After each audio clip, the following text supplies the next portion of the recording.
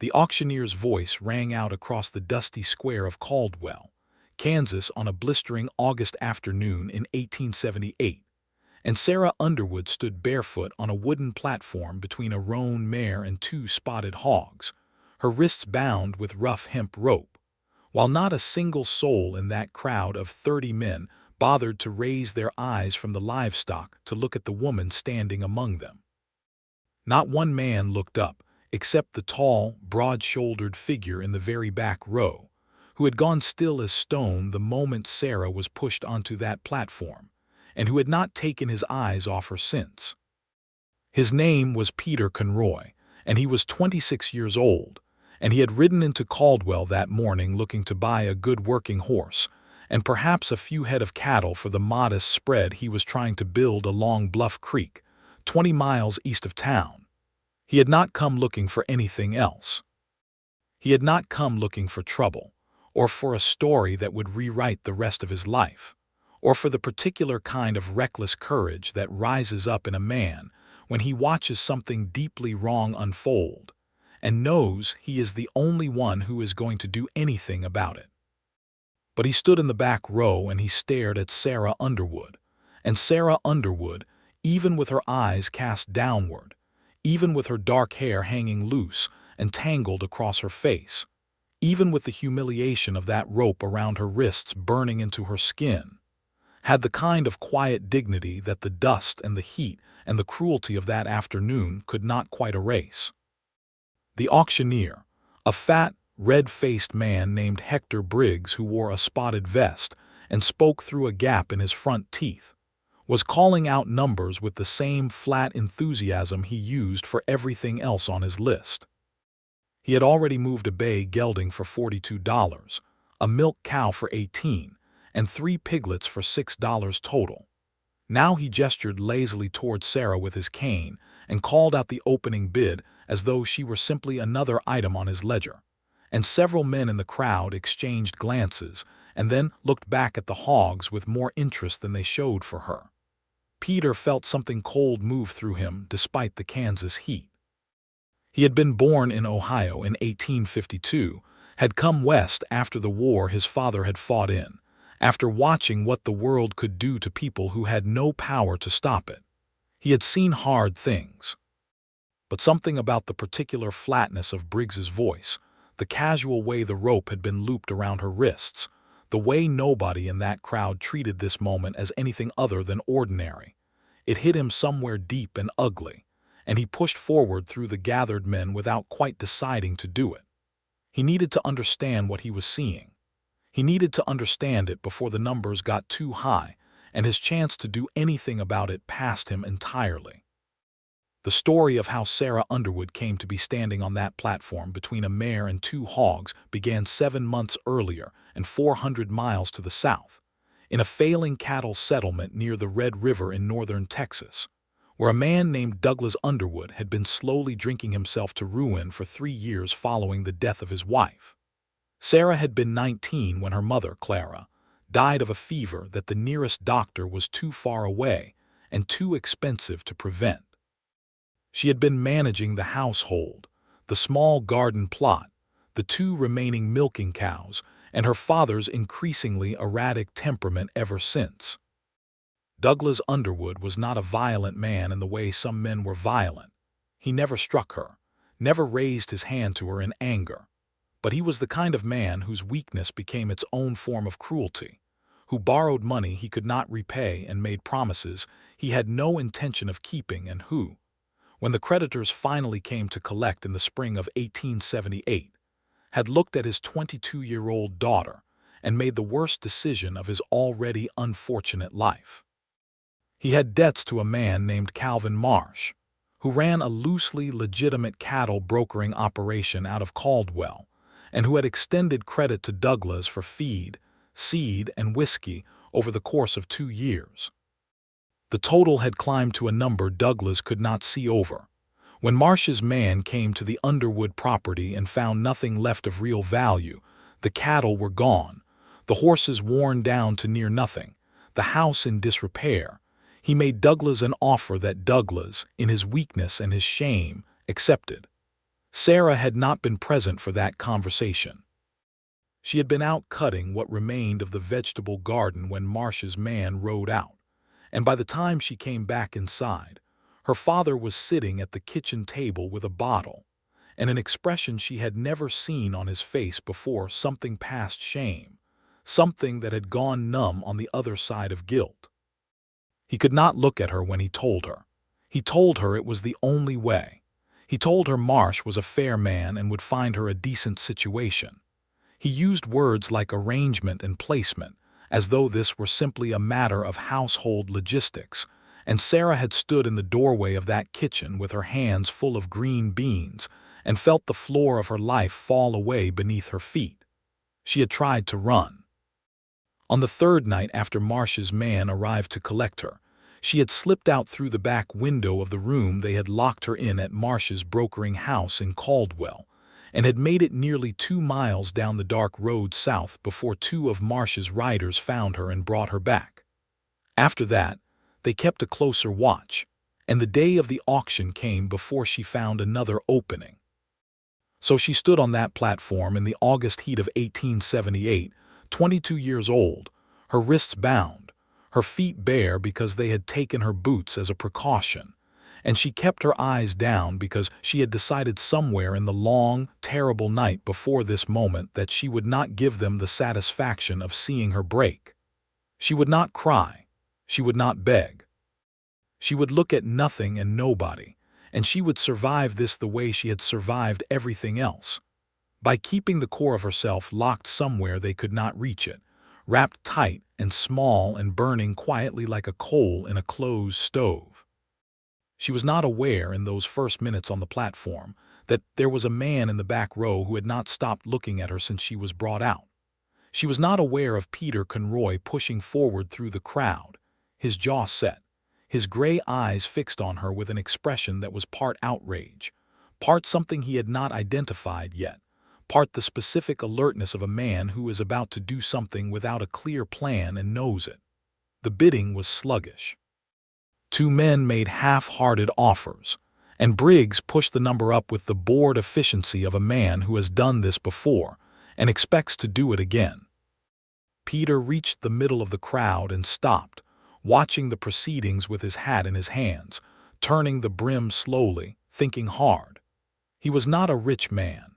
He had $130 in his coat pocket, which was every dollar he had saved over 2 working seasons, and he had come here specifically to spend most of it on animals for his ranch. He had a good working horse already, a dark chestnut gelding named Biscuit who was tied at the post outside the saloon, and he had the start of a herd, 8 head of longhorn cattle grazing on his Bluff Creek land, and he needed at least 3 more animals today to make the drive worthwhile. He had not come here to spend his entire savings on rescuing a woman from a circumstance that the law, such as it was in Caldwell in 1878, apparently did not feel obligated to address. He knew, standing in that crowd, that what was happening on that platform existed in a murky legal space that men like Calvin Marsh were very good at exploiting. Debt bondage, indenture. The words changed depending on who was using them and why, but there was a rope around her wrists. And nobody was looking up. When the bidding reached $40 and a wide man with a red beard and small eyes made the offer with a kind of proprietary satisfaction that turned Peter's stomach, he raised his hand. 50, Peter said, and his voice came out steadier than he felt. Several heads turned. Briggs squinted at him from the platform with a look of mild interest, the way a man looks at unexpected weather. $50 from the tall fellow in the back. Do I hear 55? The red-bearded man turned and looked at Peter with flat, unfriendly eyes. He raised his chin and said, 60. 65, Peter said. He had not entirely thought this through. He was spending cattle money. He was spending the money that was supposed to turn his small, struggling operation into something that might actually sustain a life.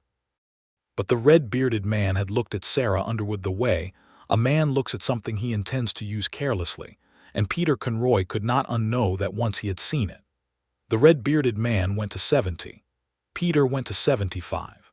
The crowd was watching now with the amused interest people bring to any unexpected contest, and Sarah Underwood, standing motionless on the platform between the horse and the hogs, had finally lifted her eyes. She was looking directly at Peter Conroy. He was not what she expected, though she had not expected anything, had refused to let herself expect anything, had sealed herself off from hope as a matter of survival. He was tall, with dark hair going a little long beneath a weathered hat that he was holding in both hands, and he had a face that was not classically handsome, but was the kind of face that is better than handsome because it is honest, angular, sun-darkened, with gray eyes that were looking back at her with an expression she had not seen from anyone in a very long time. He was not looking at her the way the red-bearded man looked at her. He was not looking at her the way Briggs looked at her, or the way Marsh's men looked at her. He was looking at her the way a person looks at another person, like she was someone who mattered, like the rope around her wrists was an offense against something real and important.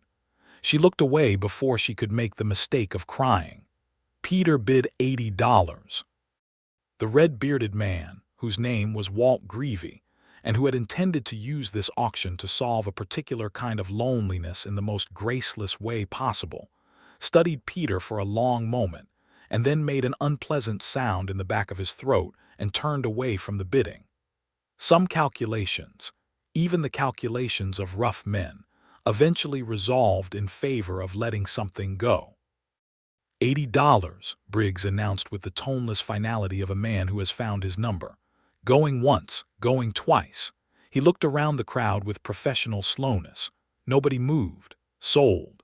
Peter walked forward through the parting crowd, and he kept his eyes on Sarah the whole time he was walking, and when he reached the base of the platform he looked up at her and said, quietly and directly, "I am going to get that rope off your wrists and get you somewhere safe. That is all I am going to do. You do not owe me a single thing." Sarah Underwood looked down at him from the platform, and for a fraction of a moment something cracked in the surface of her composure, not breaking but shifting, the way ice shifts at the first real warmth of spring. Then she pressed her lips together and gave a single small nod, and Peter turned to Briggs and paid his $80, and when Briggs moved to hand over the rope, Peter took out his pocket knife and cut it instead. He cut it right where it knotted at her wrists, and the rope fell to the platform boards, and Sarah brought her hands in front of her and rubbed the red mark slowly, and Peter stood below her and did not rush her, and the crowd around them was already losing interest and drifting back toward the livestock, and the hogs beside her snuffled and shifted, and the summer heat pressed down on everything like a hand. "Do you have shoes?" Peter asked. "They took them," she said. Her voice was low and even carefully controlled. "Right," he said, and he looked around briefly and then back at her. "Can you walk to the general store? It is 2 streets over. I have boots that will be too large, but I have extra wool socks in my saddlebag that might make them fit well enough for today." She blinked at him. This was not the conversation she had been bracing for. "Yes," she said, "I can walk." He offered her his hand to step down from the platform, and she took it. And for just a moment, the span of a single step, they were connected, her hand in his. And then she was on the ground and the moment passed, and they were 2 strangers standing in the dust of a Kansas cattle town in August, with the sun beating down and the sound of the auction resuming behind them, and everything that would happen between them was still entirely unwritten. Peter walked beside her to the general store, keeping a careful foot of distance between them, and he did not speak unless she spoke first, which she did not do for the first full block. They walked past the saloon and the barber and the post office, and the town of Caldwell went on around them with the complete indifference of a frontier settlement that has seen every variety of human difficulty and long since stopped being surprised by any of it. "Why did you do that?" Sarah said finally, not looking at him, watching the dust under her bare feet. Peter considered the question honestly, the way he considered most things, which was to say he turned it over fully before answering rather than reaching for the easiest available version of the truth. "Because nobody else was going to," he said. She was quiet for another moment. "That is an answer," she said, "but it is not the whole answer." He glanced at her sideways, and despite everything, despite the rope marks on her wrists and the bare feet and the controlled fury she was clearly keeping on a very short leash, there was something sharp and precise in her that impressed him immediately and thoroughly. "No," he agreed. "It is not the whole answer." They reached the general store, and Peter held the door open, and she went in ahead of him. And the woman behind the counter, a stout, practical woman named Mrs. Henley, who had been running the store since her husband died of influenza 4 years prior, took one look at Sarah, and then at Peter, and then at the rope marks on Sarah's wrists, and set her jaw in the particular way of women who have made up their minds about a situation. "Come in back," Mrs. Henley said to Sarah directly, bypassing Peter entirely, which he thought was exactly right. "I have some things that will fit you better than whatever that man is planning with wool socks." Peter waited outside the back room and bought 2 lengths of rope, a bag of dried beans, and a paper of coffee grounds. And when Sarah came out 20 minutes later, she was wearing a pair of worn but clean leather boots that fit reasonably well, and a freshly washed face, and her dark hair pulled back and pinned with a spare pin that Mrs. Henley had apparently provided. And she looked, even after everything, like herself in a way she had not quite managed on that platform. "I paid for the boots," Mrs. Henley said to Peter, not asking, informing. "You can consider it a contribution to basic human decency, which seems to be in short supply today." "Thank you, ma'am," Peter said, meaning it. "Don't thank me," the woman said. "Feed her and get her somewhere that isn't Caldwell, Kansas." This was practical advice, and Peter took it seriously. He walked Sarah to the small diner attached to the north side of the hotel, and they sat across from each other at a corner table and ordered whatever was hot, which turned out to be beef stew and cornbread. And Sarah ate with the focused, unself-conscious hunger of someone who has not had a real meal in several days. And Peter ate his stew and looked at the table and gave her the dignity of not watching her too closely. When she had eaten most of it and the initial edge of hunger had eased, she sat back and looked at him directly for the first time since the platform, with the same clear, assessing quality he had noticed before. "My name is Sarah Underwood," she said. "I am from a settlement near the Red River in Texas. My father owed money to a man named Calvin Marsh, and when he could not pay, he used me as the payment."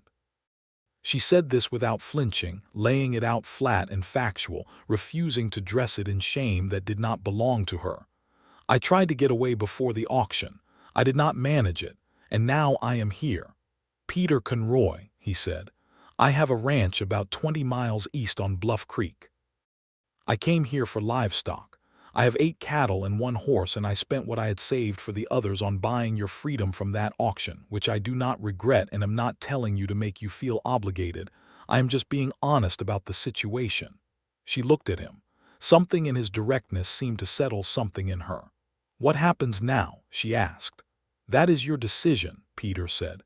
"I can take you to the sheriff here and tell him what happened. I can help you get back to Texas if that is where you want to go." Or he stopped. "Or," she prompted, and her eyes were steady on his. "Or you could come to Bluff Creek," he said, "and I mean that exactly as plainly as it sounds. I have a 2-room house that is not much but has a solid roof, and I need someone who knows how to work a property because I am one man trying to run a spread by myself, and I am not doing it very well. I can pay you fair wages. You would have your own room and your freedom entirely. If you want to leave at any point, you leave." He met her eyes. "I understand if that sounds like one prison trading for another, given today. So if you want to go somewhere else, I will help you get there." Sarah Underwood was quiet for a long moment. She looked out the window at the dusty street of Caldwell, at the heat rising off the packed earth, at the horses at the hitching posts, and the men moving in and out of the saloon. "Is Calvin Marsh still in this town?" she said. "His brokering house is on the south end," Peter said. "Yes." "And if I go to the sheriff?" Peter was quiet for a moment, being honest. "Marsh has been operating here for at least 5 years," he said. "The sheriff knows him." What he does exists in a space the law is not eager to look at directly. I am not saying it is just. I am saying it is what it is." Sarah turned back to him. The injustice of it sat visibly in her expression, not as tears, not as defeat, but as a cold, clarifying anger that she was choosing what to do with. She understood the landscape she was in. She had understood it the moment her father told her. There were women who had tried to fight Calvin Marsh through proper channels, and most of them had found the channels clogged with indifference and the slow, grinding reality that the law in this part of Kansas in 1878 was designed to protect property and commerce, and women, particularly women without money or family standing, were often treated as falling into both of those categories simultaneously. "Bluff Creek," she said. Peter nodded. "I am not," she started, and stopped, and started again. "I am not going to Bluff Creek because I need a man to protect me or because I am trading one situation for another. I am going because it is east and away from Caldwell, and because you are the only person in this entire town who treated me like a human being today, and I would rather make my own way from a place that has a solid roof than try to start from nothing in a strange town with no boots and no money." "Those are good reasons," Peter said. "Yes," she said, "they are." They left Caldwell within the hour, which was the right amount of time to be gone before the day's business finished, and men like Walt Greevy had time to think about things and calculate what had been lost. Peter had his horse Biscuit, and he had purchased, quickly and practically, a second horse from a man selling out of a small paddock on the edge of town, a steady gray mare that was older but reliable, for $12, which was all he could spare after the auction. Sarah rode the gray mare, and Peter rode Biscuit, and they headed east on the wagon road as the sun began its long descent toward the horizon, and the Kansas prairie opened up around them in every direction, gold and green and enormous, and the sky above was the kind of deep blue that only happens in late summer, and for a while there was nothing between them except the sound of hooves and the hot wind moving through the grass. Peter did not try to fill the silence. This was one of his better qualities. He had learned from his father, who was a man of few words but reliable ones, that silence shared with someone is not emptiness but its own kind of presence, and that there is a particular cruelty in forcing talk on a person who needs quiet to put themselves back together. Sarah rode with her spine straight and her eyes on the horizon, and gradually, over the course of the first hour, the rigid set of her shoulders began to ease, not all the way, not even most of the way, but enough. The prairie had that effect sometimes. The size of it put things into a different proportion. "How long have you been at Bluff Creek?" she said eventually, when the sun was lower and the light had gone amber. "Since spring of last year," he said, "year and some months, and before that, Ohio, then west with a cattle outfit for 2 years. Then I looked at enough land to know what I wanted, and I found the Bluff Creek spread, and I bought the deed on it for $60 and a promise to improve the property, which I have been doing since." "What does it look like?" she asked. He thought about it. "Like something that is becoming what it is meant to be," he said. "The house is small, but I built it solid. There is a good well. The creek runs along the east side of the property, and it does not dry up even in August, which is rarer than it sounds out here. There are cottonwood trees along the water, good grass, room for more cattle than I have." She listened to this with the focused attention of someone who is rebuilding their sense of what the world contains, cataloging useful facts against future need. "Can you grow things?" "I have tried," he said. "I am not much of a farmer. I can make beans grow, and I can keep a kitchen garden alive after a fashion, but I would not say it has been successful." "My mother had a very good kitchen garden," Sarah said, and then she was quiet again, and Peter heard what was in the pause and did not try to address it directly, which was the right thing to do. They made camp that night where the wagon road bent near a shallow creek, not the Bluff Creek but a nameless tributary that ran east through the tall grass. Peter had a bedroll and a canvas tarp and a small amount of traveling supplies, and he built a fire that was small but hot and made coffee and heated dried biscuits in the pan. and they sat on opposite sides of the fire and ate, and drank their coffee in the deepening blue dusk, as the first stars appeared in a sky that was so vast and clear, it was almost overwhelming. "You said you would not ask anything of me," Sarah said, and her voice in the firelight was different from the controlled, flat voice she had been using, something more tentative, more real. "Did you mean that?" "I meant it," Peter said. "Then I want to ask you something," she said, "and I want you to answer me honestly, even if the honest answer is complicated." "Go ahead." "Why did you keep looking at me?" she said. "At the auction, before you bid, before any of that. You were looking at me from the very beginning. I did not see it at first, but I saw it when you came forward. Why?" Peter looked at the fire for a moment. He was not a man who reached for easy answers, and this was not an easy question, and he respected her enough not to give her something simple and inadequate. "Because you were the only real thing on that platform," he said. "Everything else was livestock and commerce and a fat man with a gap in his teeth. And you were standing in the middle of it." Like he stopped, looked for the right word. "Like someone who knows exactly where they are and refuses to pretend otherwise. That is a particular kind of courage." I could not stop looking at it. The fire made small sounds. An owl called somewhere in the distance. Sarah looked at him across the flames, and something in her face had gone careful in a different way than before. Not the careful of self-protection, but the careful of someone who has received something unexpected and is handling it gently. "Thank you," she said. "For what?"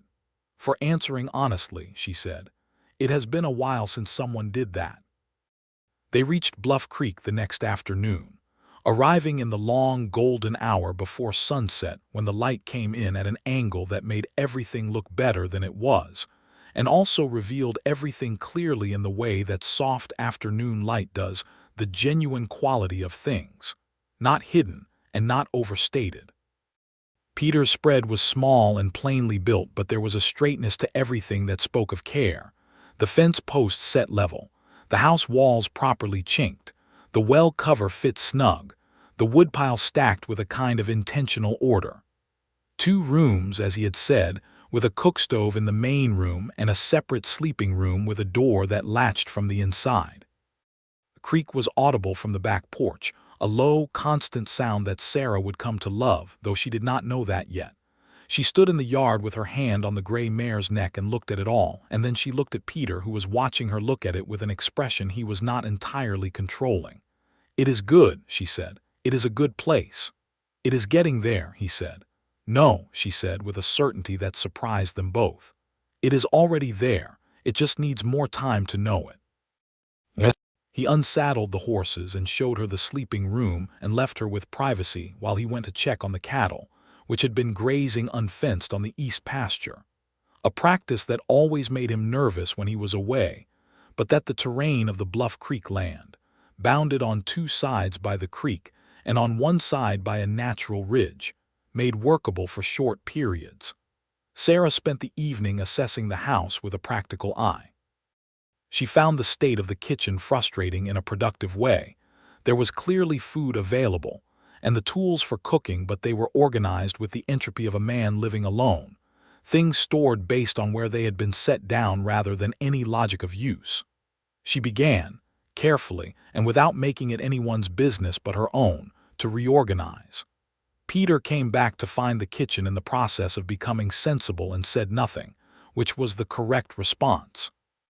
He made coffee and they sat at the small kitchen table in the lamplight, and Sarah told him more about the Red River settlement, and about her mother's garden, and about the 3 years after Clara died, and Peter told her about Ohio, and the cattle drives, and the 2 seasons he had spent working for a larger ranch operation near Abilene before saving enough to try his own land.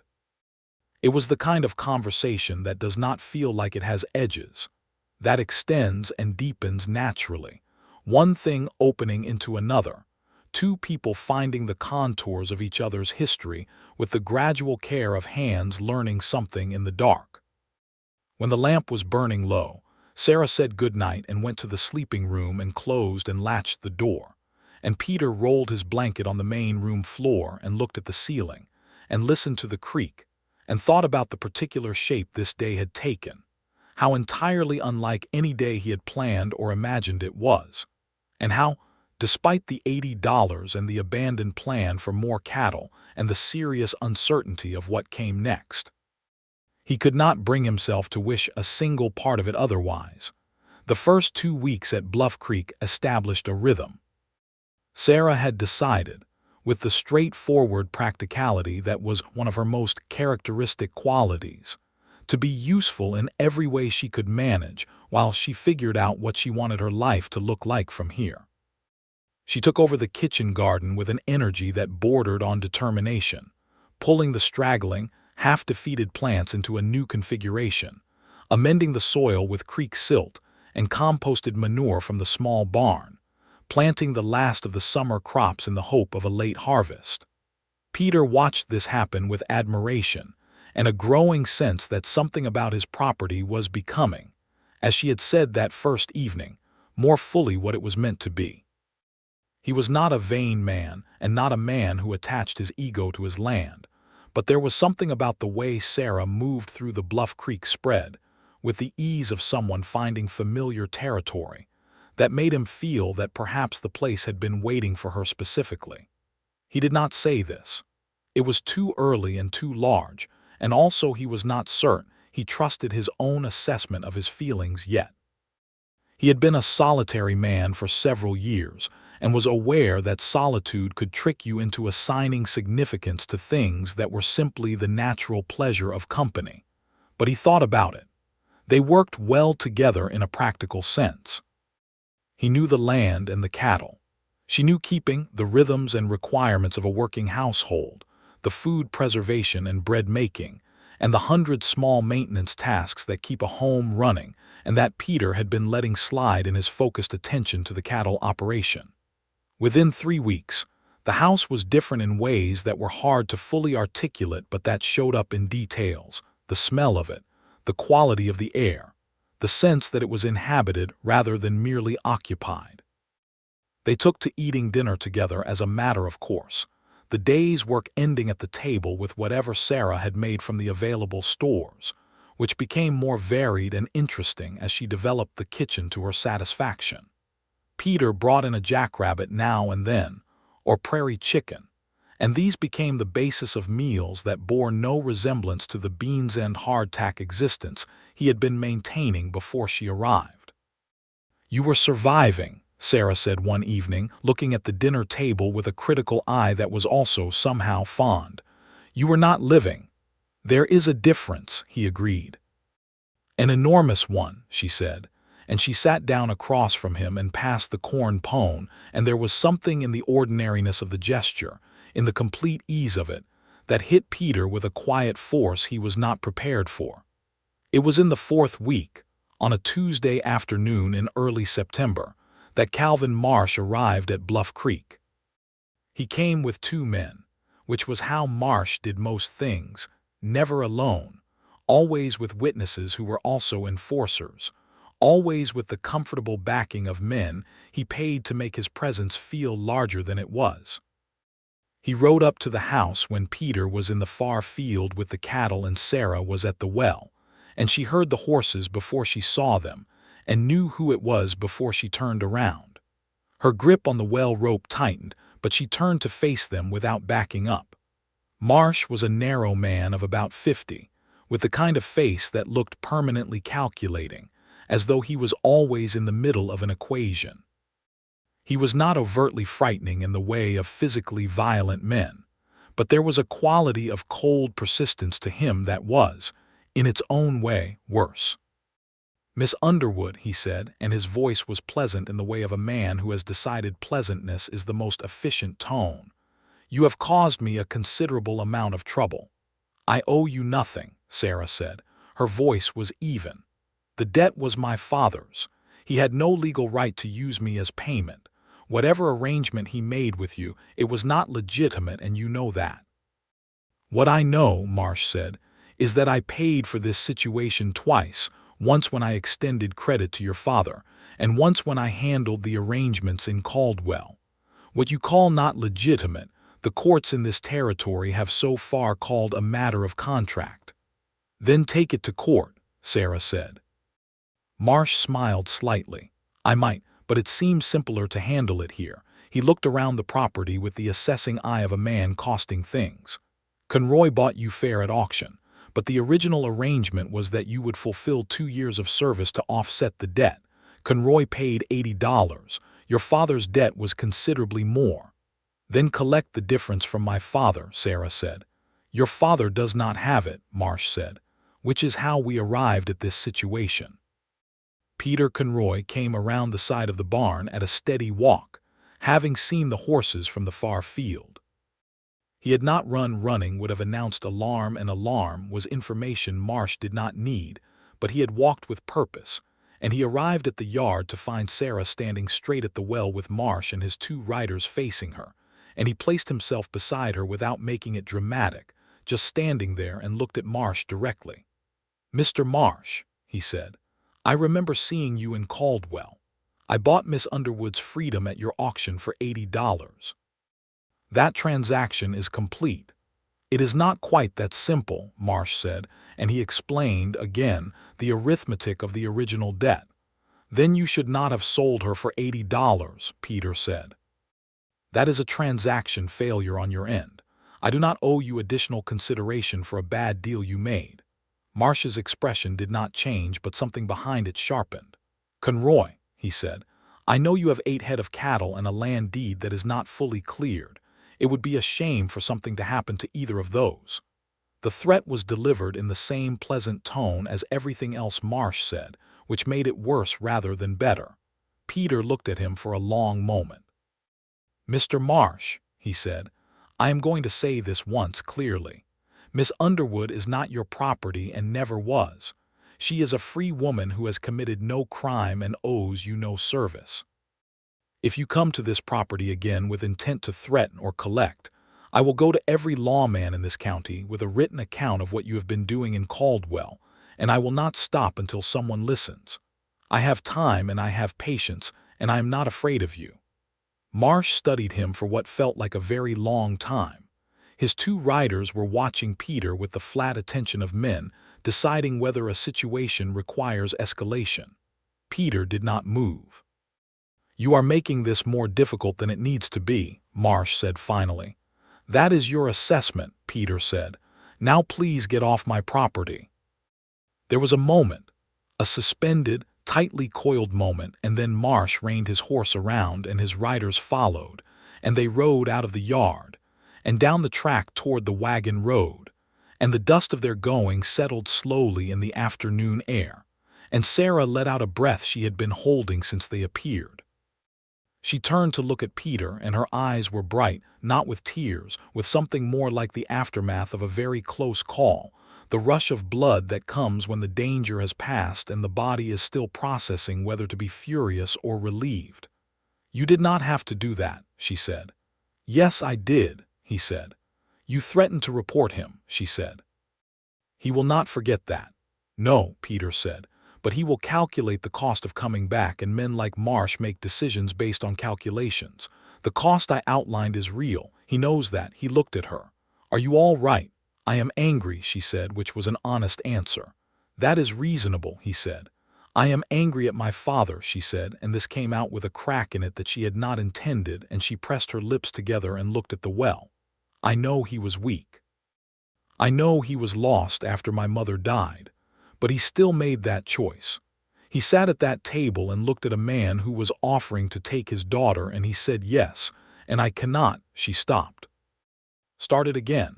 I cannot reconcile loving him and being this angry. You do not have to reconcile them, Peter said quietly. They can both be true. She looked at him, and something in his face, the completeness of his attention, the total absence of judgment in it, did something to the tight, defended thing she had been carrying. It did not undo the anger. It did not undo the grief. But it made it possible to carry both in the open rather than alone. Thank you, she said, for the second time since they had met, and this time it meant something different and larger than the first. The weeks moved from September into October, and the light changed on the Kansas prairie. going from the blazing gold of late summer to a cleaner, crisper quality that made the mornings sharp and the evenings long and beautiful. The cottonwoods along the creek turned yellow, and their leaves moved in the wind in a way that made a sound like water, and the cattle grew their winter coats, and the kitchen garden produced a late harvest that was, thanks to Sarah's determination, surprisingly abundant. Peter and Sarah were falling in love the way that practical people who are also careful with their hearts fall in love slowly, deliberately, and with a mutual awareness that neither of them acknowledged aloud for a long time, because the thing was real and real things deserved to be handled with care. It showed in the accumulation of small things. In the way Peter, when he came in from working and found Sarah reading by the lamplight, would find some reason to sit nearby and not read, and not do anything particular but simply be in the same room. In the way Sarah had begun to look for him in the yard before she came outside in the morning, that small orienting moment of knowing where he was. In the conversations that went longer than conversations needed to go, that extended past the last practical thing to say into territory that was simply the pleasure of his voice or her voice, and the warmth of being known. He learned that she had wanted to be a school teacher before her mother died, and the possibility closed. She had a good memory for things she had read, could quote passages of the Bible and the few novels her mother had kept, and had an opinion about everything she had ever read that was interesting, and not always the expected opinion. She was funny in a dry, quiet way that you had to be paying attention to catch, which he always was, and she was occasionally unexpectedly fierce about small things, like the proper way to sharpen a knife or the correct time of year to plant root vegetables, and he found this quality completely delightful in a way he could not have explained and did not try to. She learned that he had been lonely for a long time in the way that men who are self-sufficient can be lonely, not dramatically, not in a way that shows, but in the accumulating weight of days that pass without being shared. That he was genuinely kind, not performatively kind, not kind because he thought it was required, but kind in the automatic, unreflective way of someone for whom consideration of others is simply how thinking works. That he was ambitious in a quiet, patient way. He wanted the Bluff Creek spread to be something real and lasting, not the biggest operation in Kansas but a good one, a sound one, something that would still be standing in 20 years. And that he had given up $80 and his plan for more cattle without the hesitation of a man calculating what he might get in return, which told her something important about who he was. Calvin Marsh did not come back. Whether Peter's threat had worked or Marsh had simply decided the cost-benefit analysis no longer favored pursuit, the Bluff Creek property remained undisturbed through October, and gradually the possibility of his return receded from the foreground of their days, though Sarah did not forget it and did not pretend to. She wrote a letter to her father in October. She wrote it sitting at the kitchen table in the late evening, with the lamp burning and Peter working on tack repairs on the other side of the table, not reading what she was writing but present, which was what she needed. She wrote it with the full force of everything she felt, the anger and the grief and the love that remained despite the anger and the grief, because love does not resolve neatly, and she had decided to stop pretending it should. She told Douglas Underwood exactly what his decision had cost her, and exactly what it had felt like to stand on that platform, and she told him she was safe and well, and she told him she loved him still, and that loving him still did not mean she forgave him, not yet, but that she intended to try, eventually, because her mother had believed in the possibility of repair and she was her mother's daughter. She sealed the letter and Peter rode it into the nearest post station the next morning, and when he came back she was in the garden and he stopped at the garden fence and leaned on it and said, "It was good that you wrote it," and she said, "I know," and went on pulling the last of the turnips from the autumn soil. The first time Peter Conroy told Sarah Underwood that he was in love with her, it was a Thursday evening in November, and it happened the way important things sometimes happen. Not in a prepared moment, but in the gap that opens when you are not protecting yourself, when you are simply in a place that has become real. They had spent the day doing the winter preparation work that the dropping temperatures demanded, banking the foundation of the house against the cold, bringing in extra wood, checking the roof, putting down extra bedding for the cattle in the small barn. It was work that required two people and had a comfortable, domestic quality to it, a sense of making something ready for a future. And at the end of the day, they had sat on the back porch in the last of the cold light and drunk their coffee and watched the cottonwoods losing the last of their yellow leaves to the wind. And the creek had made its constant low sound. And Peter had turned and looked at Sarah in the slanted November light and said, without any preface, "I love you." He said it the way he said everything important, quietly, directly, without performance, as a statement of a condition that was simply true and that he was choosing to make known because honesty was the only way he knew how to be with her. Sarah looked at him. The wind moved her hair. The creek talked in the middle distance. And then she said, "I know," and paused, and then she said, "I love you too." And the way she said it was careful and sure, the way you say a thing that you have known for some time and have been waiting for the right moment to release into the open air.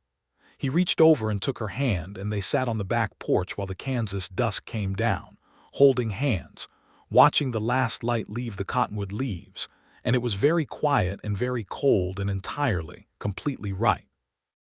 He asked her to marry him in December, properly and with full attention to the moment, not on a porch, but at the kitchen table with the lamp lit, and a bunch of dried prairie flowers that he had picked in the fall and kept specifically for this moment tied with a piece of ribbon he had bought at the Bluff Creek settlement store 2 weeks before, which meant he had been planning it, which meant it was not impulsive, which meant, as she pointed out later, that he had known for a while and had simply been waiting until he was sure she was ready.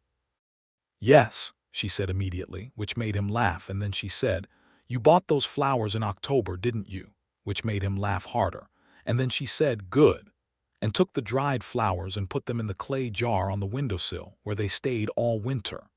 They were married in January 1879 in the nearest settlement with a proper church, which was a small Methodist congregation 12 miles west, with the minister and his wife and Mrs. Henley from the Caldwell General Store, who had been informed of the wedding by letter, and who arrived in a hired wagon with a wedding cake. She had made herself and an expression of complete satisfaction, as though this outcome had been her personal project all along. Sarah wore her blue dress, which she had mended carefully and which was the best thing she had, and Peter wore his good coat which he had brushed 3 times, and they stood in front of the minister and the small congregation of people who had come to see it done, and they said the words. And when Peter looked at Sarah Underwood, Sarah Conroy now, in a moment, his face had the expression of a man for whom this is the most serious and the most joyful thing that has ever happened simultaneously. And when Sarah looked back at him, she had a smile that she had not been showing the world for a long time, the real one, the one that was not controlled or careful but simply honest. The minister pronounced them married, and they signed the register, and Mrs. Henley cried, and then loudly denied it, and cut the cake with the efficiency of someone who has been waiting for this particular moment. And they drove back to Bluff Creek in the cold January afternoon, with the sky pale and enormous above the prairie, and Sarah leaning against Peter's shoulder in the wagon seat, and everything around them was winter still and vast and beautiful. The first year of marriage at Bluff Creek was the happiest year Peter Conroy had spent in his life since before his father died, and it was the first genuinely happy year Sarah had had since before her mother died, and they both knew this without making it into a statement, because living in it was better than analyzing it. They built things that year. In March, Peter made contact with a cattle broker in Abilene, a legitimate one, through a letter of introduction from a rancher he had worked for previously, and arranged to increase his herd by 12 head on a payment plan that was fair and clearly documented. By summer, the Bluff Creek operation had 20 cattle and a working rhythm that was beginning to produce real income. The kitchen garden in its second year under Sarah's management was genuinely productive, and she had also started growing a medicinal herb garden along the south wall of the house, based on the knowledge her mother had passed to her, and people from the surrounding settlements began to come to her when they needed remedies, which created a small but real additional source of income, and also a community of relationships that gradually extended from the Bluff Creek property outward into the surrounding land. Peter built an additional room onto the house in June of that year, a proper room on the east side with a second window, because they both wanted more light, and because they were both thinking, without saying it yet, about the future taking up more space. The letter from Douglas Underwood arrived in September 1879, 14 months after Sarah had written to him. It was short and written in a hand that showed the effects of too much time with a whiskey bottle, but it was honest in the way that a man's writing sometimes becomes honest when he has finally hit the bottom of everything and looked at himself clearly. He said he was sorry. He said he knew that was not enough. He said he was trying to stop drinking. He was staying with a cousin in San Antonio, and that he thought about her every day and that he was glad she was safe, and that if she never wanted to see him again he would understand. He signed it, "Your father, Douglas." Sarah read it at the kitchen table with Peter sitting across from her, not reading it but present, the same as before. When she finished, she folded it carefully and set it on the table and sat with her hands in her lap for a moment. "He is trying," she said. "Yes," Peter said. "I am going to write back," she said. "And one day, not now, but one day I want to see him." "Whenever you're ready," Peter said. She looked up at him. "I am not ready to forgive him," she said, "but I am ready to try to understand him, which is different." "That is something," Peter said. "It is enough for now," she said. She wrote back that same evening. She wrote a letter that was honest and careful and left a door open that was not fully open yet but was no longer shut, and this felt to her like progress of the kind that matters, the kind that is not dramatic and does not happen all at once but that is real. In December 1879, a year after their marriage, Sarah told Peter that she was going to have a baby. She told him in the morning, before they had done anything else that day, standing in the kitchen with the gray light of a December morning coming through the window, and his face when she told him was so open and so completely without any reserve that she had to look away for a moment, because the force of being loved that clearly and that thoroughly was, even after a year of it, something she needed to absorb slowly. He held her hands and asked if she was well, and she said she was very well, and he said they would need to make a trip to the nearest doctor to confirm everything was going as it should, and she agreed, and then she said, "Say something else," and he said, "I am so glad it is you," and she said, "Yes," and they stood in the December kitchen with the wood stove ticking and the creek audible in the distance and the cattle making their quiet morning sounds from the barn, and everything was very full. Their son was born in August 1880, during a stretch of summer heat that was ambitious even by Kansas standards, when the prairie baked, and the creek ran lower than Sarah had ever seen it, and the air at night barely cooled. The doctor from the nearest settlement came and stayed for 3 days in advance of the birth, which Peter had arranged 6 weeks prior because he was the kind of man who makes arrangements well in advance of need. And when his son arrived in the world in the early morning hours of a Tuesday, red-faced and clearly annoyed by the entire proceeding, Peter Conroy sat outside the bedroom door of the house he had built on Bluff Creek and cried quietly for about 3 minutes and then collected himself and went in to meet his son. They named him Thomas, after Peter's father, Thomas Daniel Conroy. He was a healthy baby and a loud one, and he took to life at Bluff Creek with the same energy his mother had brought to the kitchen garden.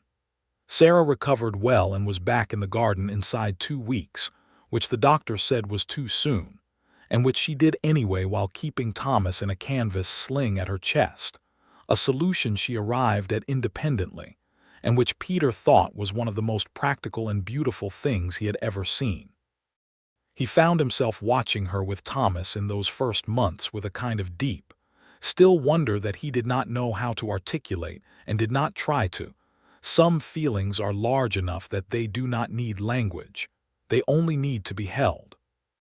Calvin Marsh, it turned out, was arrested in February 1880 by a federal marshal who had been building a case against his operation for 18 months.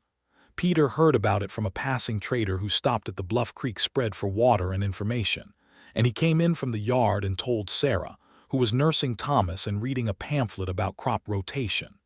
She was quiet for a moment, and then she said, "Good," with a finality and a completeness that settled the matter entirely. She went back to her pamphlet. Peter made coffee. Thomas slept. The justice was imperfect.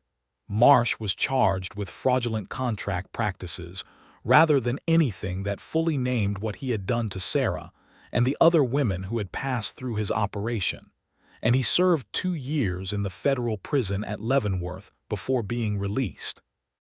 But he never returned to Caldwell, and the operation he had run there collapsed without his management.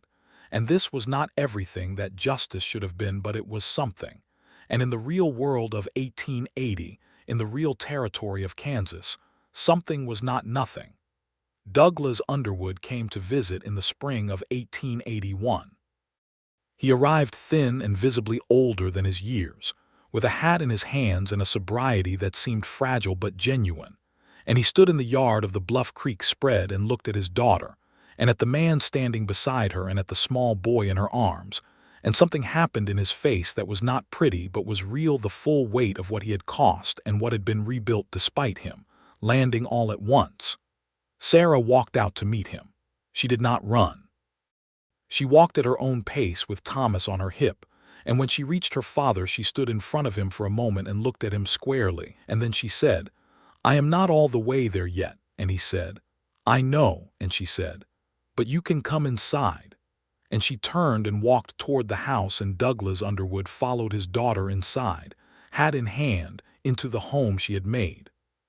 Peter made coffee and cut corn bread and sat at the kitchen table while Sarah and her father talked, adding a word here and there, mostly making himself useful by being present without imposing, which was what the situation needed, and which he provided without being asked.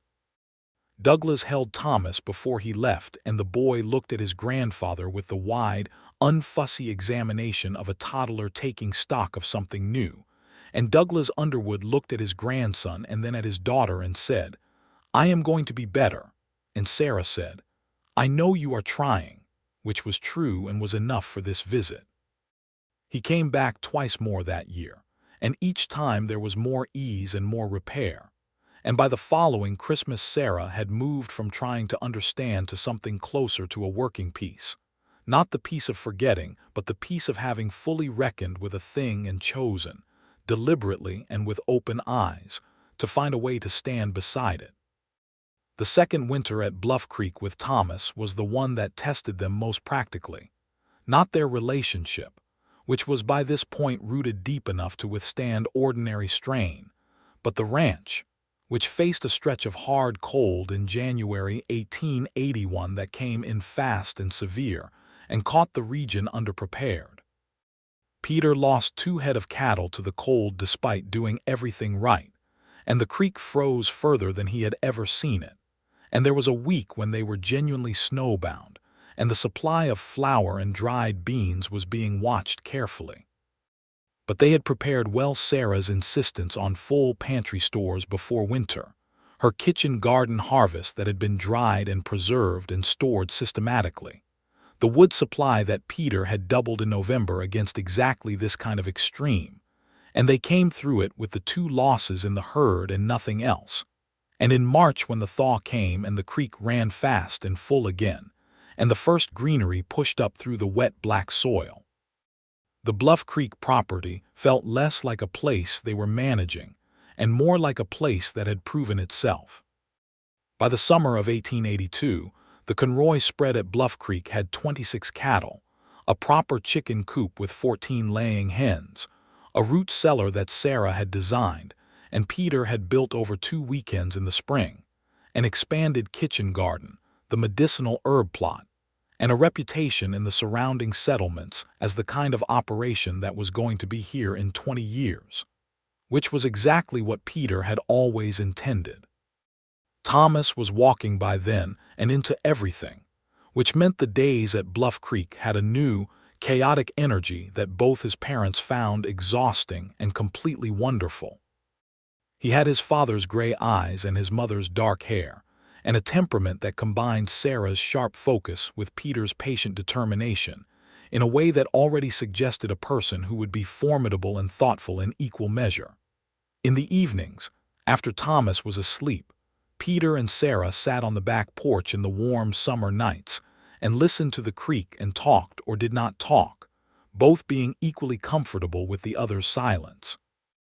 The cottonwoods along the water had grown over the years of their living there, or had seemed to, or at least had become more deeply familiar, which amounted to the same thing. The stars were always extraordinary in Kansas, so far from anything that might dim them, and in those evenings they were the kind of couple that does not need to perform their happiness, because it simply exists in the texture of the ordinary things they do together. Sarah had written to Mrs. Henley in Caldwell after Thomas was born, and a correspondence had developed that was irregular but warm, letters exchanged every few months with the practical news of both their lives. Mrs. Henley had eventually sold the general store to her nephew and moved to live near her daughter in Topeka, which she reported in one letter as a significant improvement, and in the next as only acceptable, which Sarah found characteristic and fond. She had also, over the years, received 3 letters from other women who had passed through Calvin Marsh's operation, who had heard through the winding channels of frontier information networks that there was a woman at Bluff Creek who had been through it and had come out on the other side. She wrote back to each of them with complete attention, telling them what she could about the legal resources available, about the federal case against Marsh, about the things that had helped her and the things she had had to work through the hard way. It was not the school teaching she had once dreamed of, but it was a form of teaching, giving what she knew to people who needed it, and it felt important and real. The second baby came in April 1883, and this one was a girl, which was not entirely unexpected given that Thomas had been asking for a sister with the insistent logic of a 3-year-old for 6 months. They named her Clara, after Sarah's mother, and Clara Conroy arrived in the world with a quietness that was entirely unlike her brother. She observed everything first and then decided what to do with it, which was a quality her parents both recognized. Sarah held Clara on the first morning, with the April light coming through the bedroom window, clean and bright, and looked at her daughter and named her, and felt the full weight of the name, her mother, the Red River settlement, the kitchen garden and the preserved recipes and the dried herbs and all the particular knowledge that had passed from Clara Underwood to Sarah Underwood, and that would now, in whatever form it took, pass forward again. Peter sat beside her on the bed with his arm around her, and Thomas was on his other side looking at his new sister with the conflicted face of a child who has gotten what he asked for and is now processing the reality of it. And the April morning came in through the window, and the creek ran outside, and the cattle moved in the east pasture, and the chickens made their busy sounds in the yard, and every part of the life at Bluff Creek in that moment was present and accounted for. Douglas Underwood visited again that summer and held his granddaughter and sat with Sarah in the garden in the evening, talking in the careful, rebuilt way of 2 people who have done the hard work of repair without pretending the damage had not happened, and who have arrived at something that is not what they had before but is its own real thing. He was sober now in a way that seemed settled rather than effortful, and he had found work at a livery in San Antonio that suited him, and he looked not young, not as he had been before Clara died, not unmarked but better, standing in his own life rather than sliding out of it. He said to Peter before he left, "I know I do not have the standing to say anything about what you have done for her." He stopped. "But thank you for being who you are." Peter shook the man's hand and said, She did the rest herself, which was true and which was the most important part. The summer of 1884 brought a man to the Bluff Creek property who identified himself as a land agent from a railroad company that was extending its line through southern Kansas. The railroad had a particular interest in the Bluff Creek parcel. The creek itself was useful for a water stop on the proposed line, and the land's position between two settlements made it strategically attractive.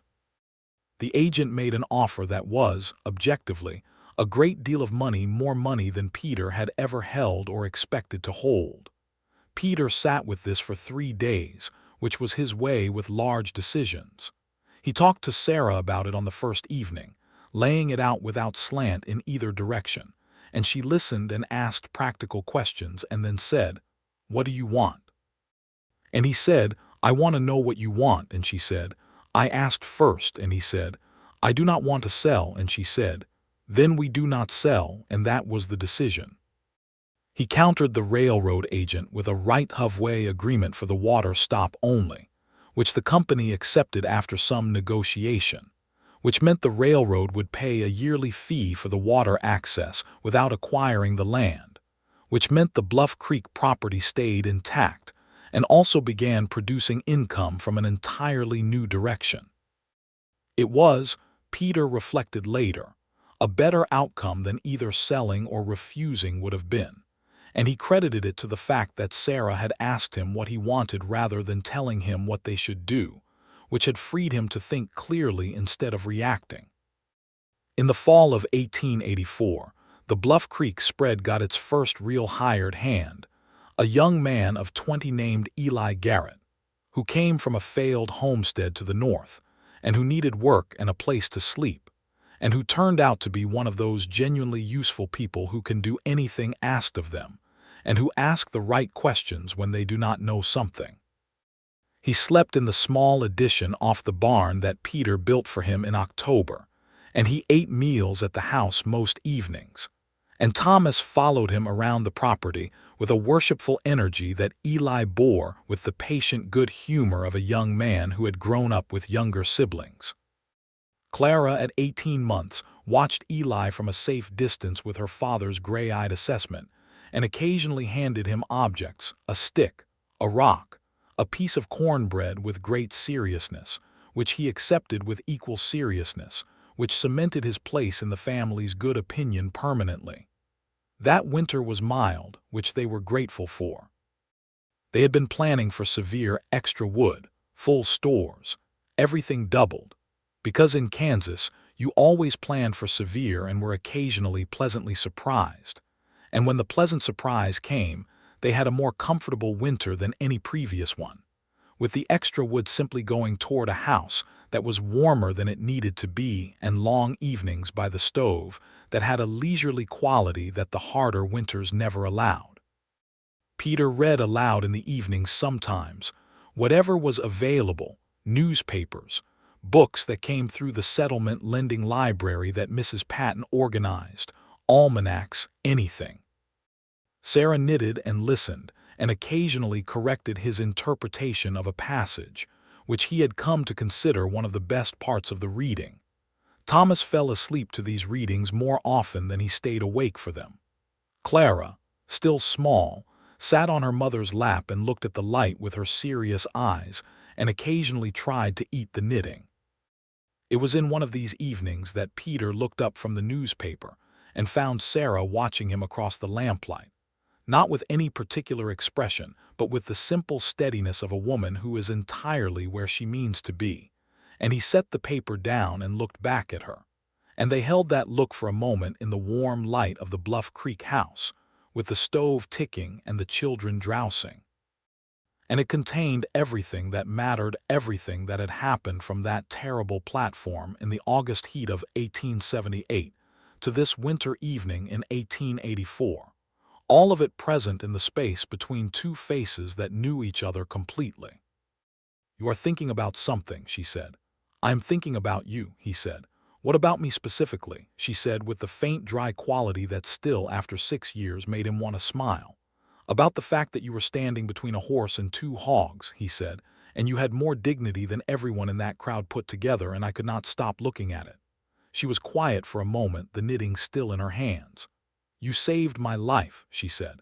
"You rebuilt it yourself," he said. "Both things can be true," she said, which was what he had told her years ago about her father, and she knew he would recognize it. And he did, and he smiled, and she smiled back, and the lamp burned steadily in the winter room. In the spring of 1885, Sarah started a school. It had been building toward this for some time. The letters to the women from Marsh's operation, the informal instruction she had given to 3 of the settlement children whose parents had asked if she could help them with reading, the growing sense that the knowledge she had was not only useful to herself. There was no formal schoolhouse within 12 miles, and there were 7 children in the immediate surrounding homesteads who were growing up without consistent instruction.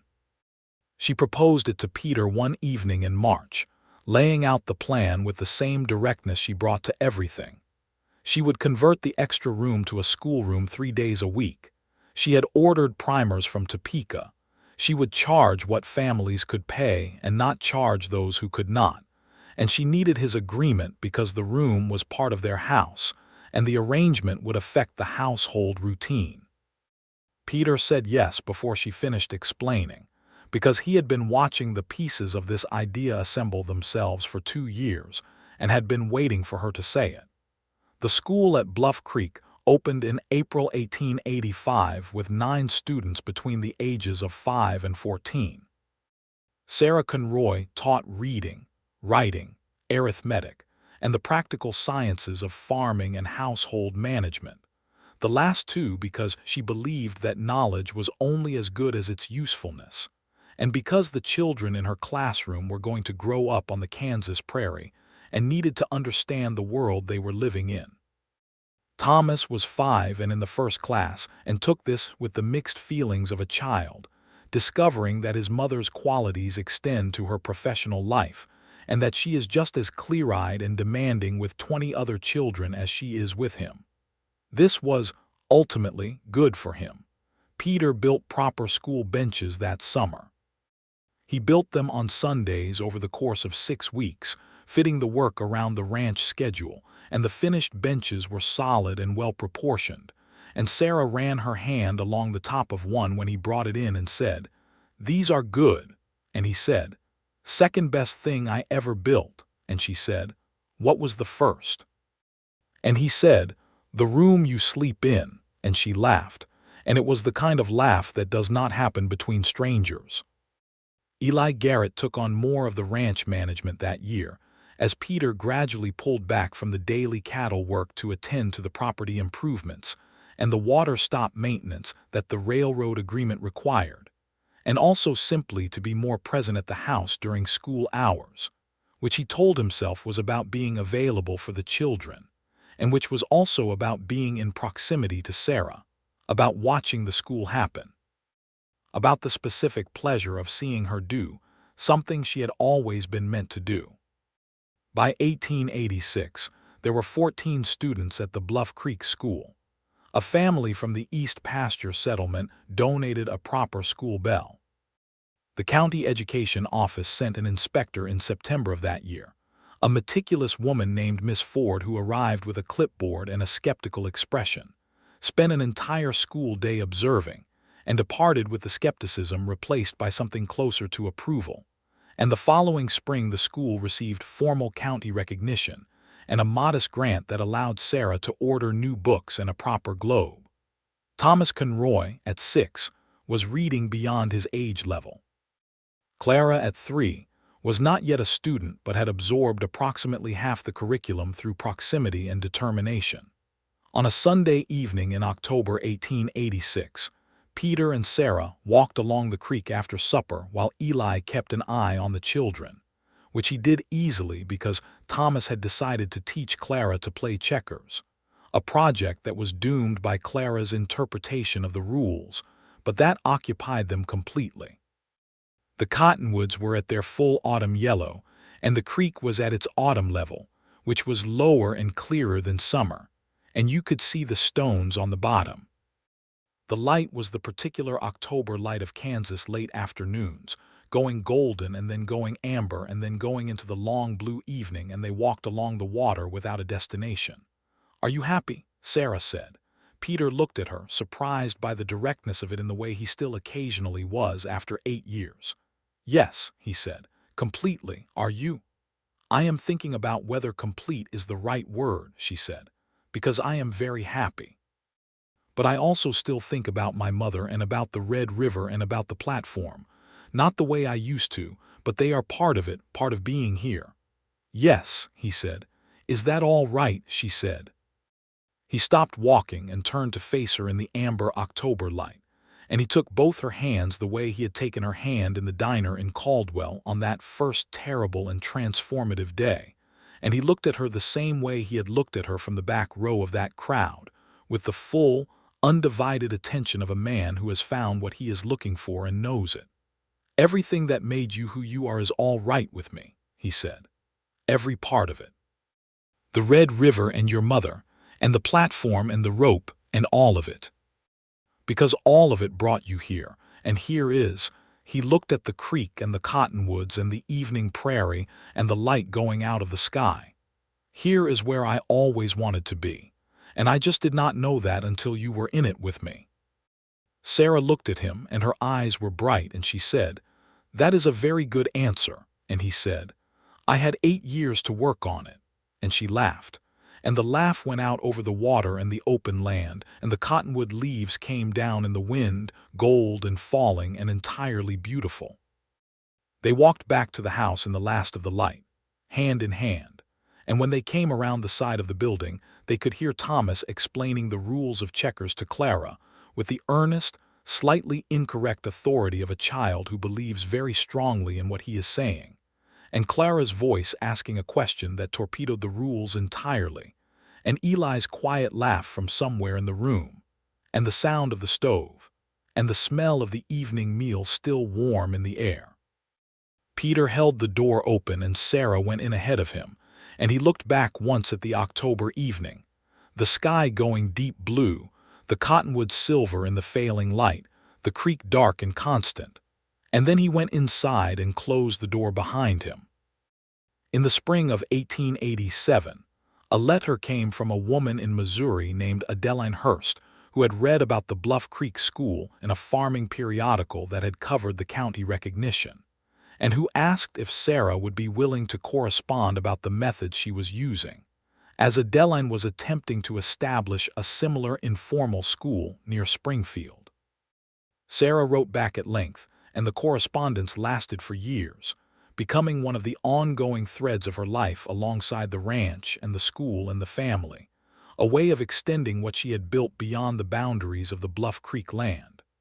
Thomas started helping Eli with the cattle work on weekends when he was 7, not because he had to, but because he wanted to, which Peter thought was the best reason.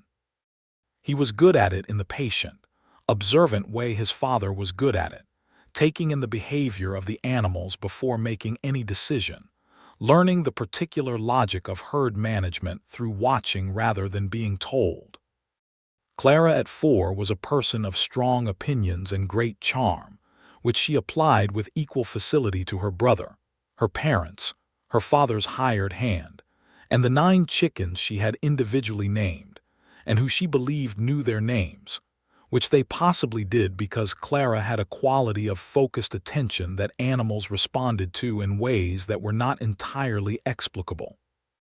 In the summer of 1887, Peter and Sarah built a proper porch addition across the full front of the house, a project that took 4 weekends and the help of 2 neighboring families who came with their tools and their enthusiasm, and who were fed very well over the course of the work, which Sarah considered a fair trade, and which Peter thought was an example of the frontier community at its best.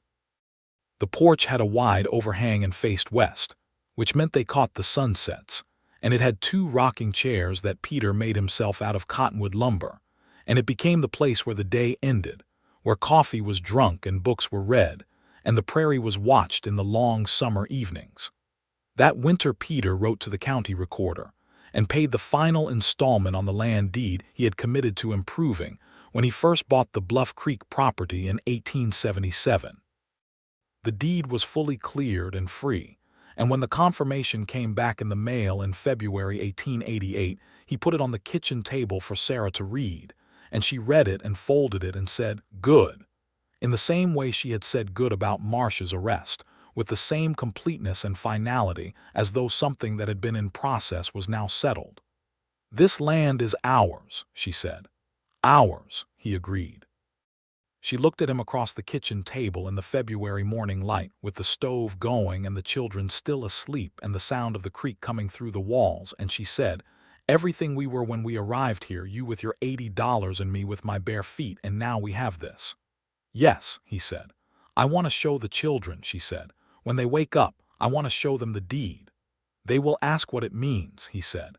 "Then we will tell them," she said, "that it means we stayed. That we built something worth staying for."